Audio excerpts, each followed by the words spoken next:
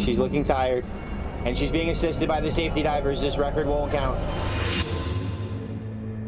Everybody at the site was really nervous and worried about me, which was new to me. Maybe there's some emotional work that she needs to release here.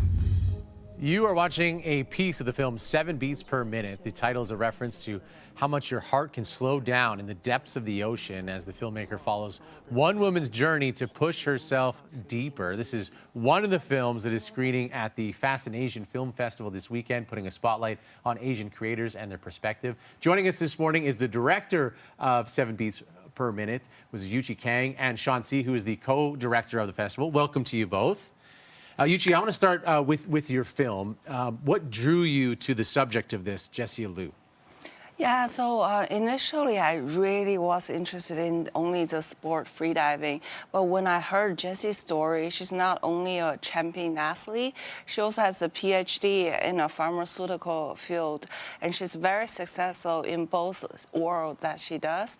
I was really, really interested by her story, also as an Asian woman who strives to do two extreme very different areas so well, and I really want to know what takes somebody to do such thing. And it's such a fascinating pursuit as she goes deeper and deeper and then can't do it and try to make her way back. Now, often in a film, the filmmaker sort of separated from the subject, but that's not the case for your film.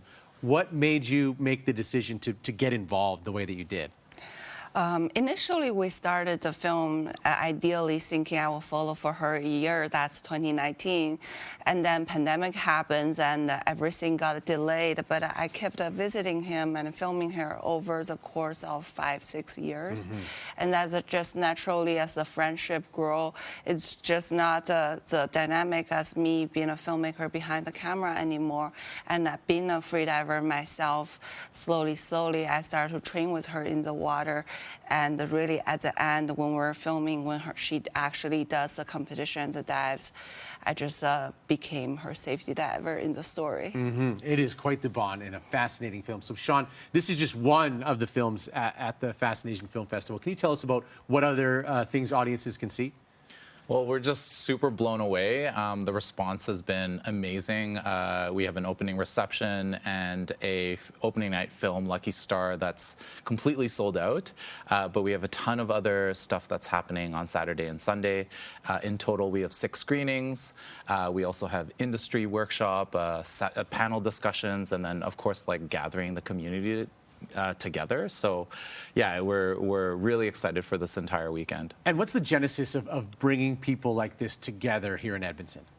Well, I think I come from like a production side, and so, you know, trying to maintain in the film industry and to do production, like there are very few like Asian creators that you find, but slowly as you kind of get into the industry, you also realize that you're just kind of like isolated or you're not connecting.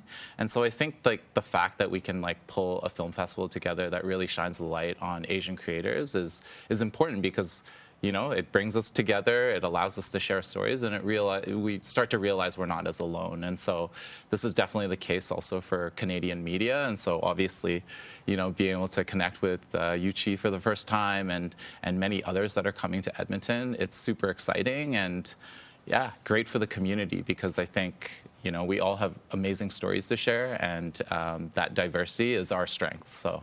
Very cool stuff. Congratulations to both of you for the festival and for your film.